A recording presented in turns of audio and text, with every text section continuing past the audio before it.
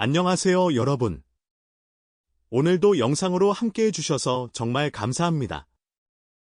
오늘 이야기는 제목만 보면 마치 모든 것이 이미 결정된 것처럼 보입니다.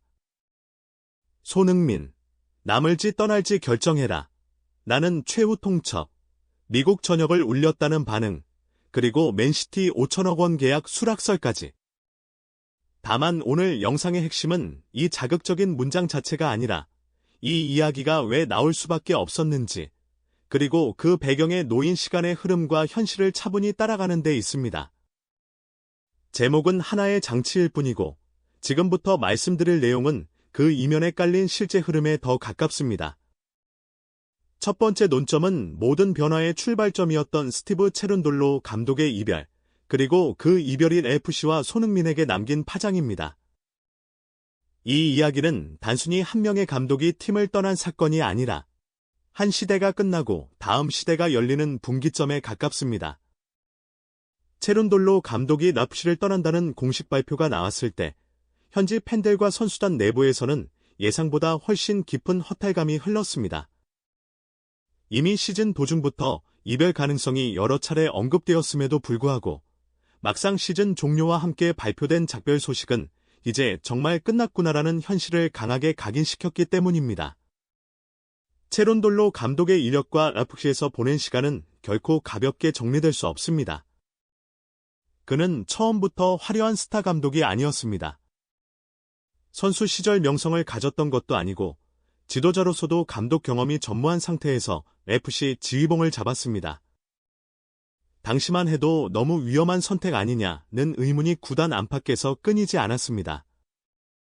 코치 경험만으로 모레스라는 경쟁적인 리그에서 살아남을 수 있을지, 더 나아가 우승을 논할 수 있을지 회의적인 시선이 많았습니다. 그러나 체룬돌로 감독은 취임 첫 해부터 그런 의문을 완전히 무의미하게 만들어버렸습니다.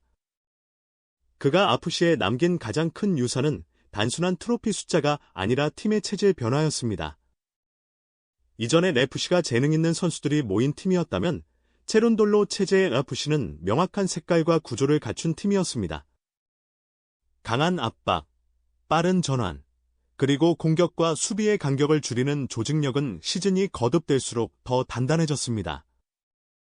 그 결과 FC는 4시즌 연속 리그 상위권을 유지했고 서부 컨퍼런스에서 늘 우승 후보로 분류되는 팀이 됐습니다. 구단이 공식적으로 이 시기는 훗날 체룬돌로 시대라고 불릴 것이라고 평가한 것 자체가 그의 영향력을 잘 보여줍니다. 이런 감독의 이별은 자연스럽게 손흥민의 합류 시기와 겹치면서 더 큰 의미를 갖게 됐습니다. 손흥민이 FC에 합류했을 때 그의 적응과 활용을 가장 잘 알고 있던 인물이 바로 체룬돌로 감독이었기 때문입니다. 후반기 들어 손흥민을 중심으로 공격 구조를 빠르게 정비했고 드니 부안가와의 조합을 전면에 배치하는 과감한 선택도 주저하지 않았습니다. 손흥민이 멜스 무대에 빠르게 녹아들 수 있었던 배경에는 이 감독의 확신과 전술적 계산이 분명히 존재했습니다. 두 번째 논점은 손흥민 합류 이후 FC가 보여준 극적인 변화입니다. 이번 시즌은 그야말로 손흥민의 이름으로 설명되는 시즌이었습니다. 손흥민의 합류는 단순한 스타 영입이 아니었습니다. 체룬돌로 감독은 손흥민과 드니 부안가를 전면에 내세운 이른바 흥부 듀오를 통해 웨스판도를 흔들었습니다. 시즌 전반기 여러 대회를 병행하며 흔들리던 팀은 손흥민이 합류한 이후 후반기 들어 전혀 다른 팀처럼 변했습니다. 경기당 득점력, 공격 전개 속도, 그리고 상대 수비를 무너뜨리는 방식까지 모두 달라졌습니다. 결과 역시 숫자로 분명하게 나타났습니다. 손흥민은 정규 시즌 10경기에서 9골 3도움을 기록했고 그가 출전한 경기에서 FC는 6승 3무 1패라는 눈에 띄는 성적을 남겼습니다. 드니 부안가와 함께 형성한 투톱은 리그 최고 수준이라는 평가를 받았고 그 상승세는 결국 웨스컵 플레이오프 진출권 확보로 이어졌습니다. 서부 컨퍼런스 준결승에서 밴쿠버 화이트캡스에 패하며 탈락했지만 마지막까지 보여준 공격 축구는 패배한 팀이라는 말로는 설명하기 어려운 인상을 남겼습니다. 세 번째 논점은 플레이오프에서의 극적인 순간들과 그 패배가 남긴 의미입니다. 밴쿠버의 비시플레이스에서 열린 서부 콘퍼런스 준결승전은 이번 시즌 매스를 대표하는 명승부 중 하나로 기록됩니다. 손흥민은 그 경기에서 2골을 넣으며 마지막까지 팀을 이끌었습니다. 3차례 슈팅 끝에 만들어낸 집념의 득점, 그리고 후반 추가 시간 환상적인 궤적의 프리킥 골은 그의 클래스가 무엇인지 그대로 보여줬습니다. 승부차기에서 첫 키커로 나섰다가 실축하며 고개를 숙였지만 그 장면은 오히려 손흥민이 얼마나 큰 책임을 짊어지고 있었는지를 보여주는 상징적인 순간이었습니다. 이 경기는 어스 사무국이 꼽은 밴쿠버의 올 시즌 결정적 순간 5가지 중 하나로 선정되기도 했습니다.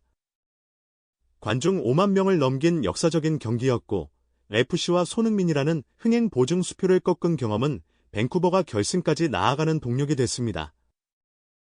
패배 속에서도 손흥민의 존재감은 오히려 더 선명해졌고 메레스 전체가 그의 이름을 다시 한번 각인했습니다. 네 번째 논점은 국제 무대 진출이라는 성과입니다. FC는 극적으로 2026 시즌 콘카카프 챔피언스컵 진출권을 확보했습니다. 이 대회는 북중미 축구의 최상위 무대이자 유럽으로 치면 챔피언스리그에 해당하는 대회입니다.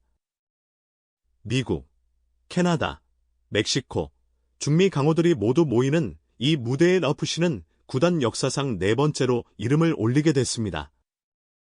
이 성과 역시 손흥민 합류 이후 후반기 상승세가 없었다면 불가능했을 결과라는 평가가 지배적입니다. 멕시코 팀들이 절대적인 강세를 보이는 대회이지만 손흥민이 완전히 녹아든 FC라면 도전 그 자체가 허황된 꿈만은 아닙니다. 만약 이 대회에서 우승한다면 2029 피파 클럽 월드컵 출전권이라는 또 다른 동기부여도 기다리고 있습니다. 베테랑이 되어가는 손흥민에게는 커리어의 새로운 장을 열 수 있는 기회이기도 합니다. 5번째 논점은 토트넘과의 작별을 비로소 완성하는 과정입니다.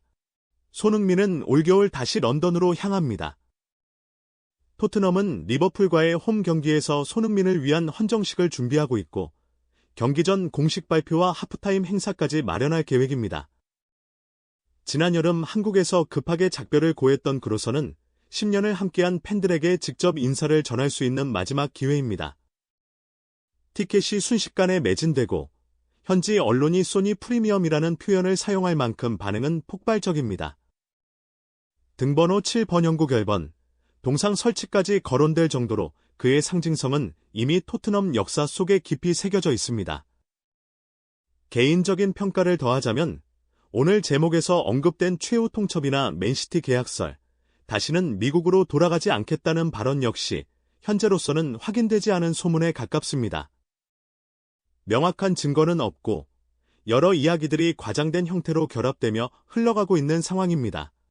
다만 분명한 것은 손흥민이 커리어의 중대한 갈림길에 서 있고 그의 선택 하나하나가 미국과 유럽, 그리고 한국 축구 팬들에게까지 큰 파장을 일으키고 있다는 사실입니다. 이런 시기일수록 감정적인 제목보다 그가 지금까지 남긴 발자취와 현재의 흐름을 차분히 바라볼 필요가 있습니다. 이제 선택의 시간은 다가오고 있습니다. FC에서 이어갈 도전인지 혹은 또 다른 무대로의 이동인지 어느 쪽이든 손흥민이라는 이름의 무게는 변하지 않을 것입니다. 오늘 영상은 여기까지입니다. 끝까지 시청해주셔서 진심으로 감사드리고요. 영상이 마음에 드셨다면 구독과 좋아요 꼭 눌러주시길 바랍니다. 여러분의 응원이 다음 이야기를 만듭니다. 그럼 다음 영상에서 다시 뵙겠습니다. 감사합니다.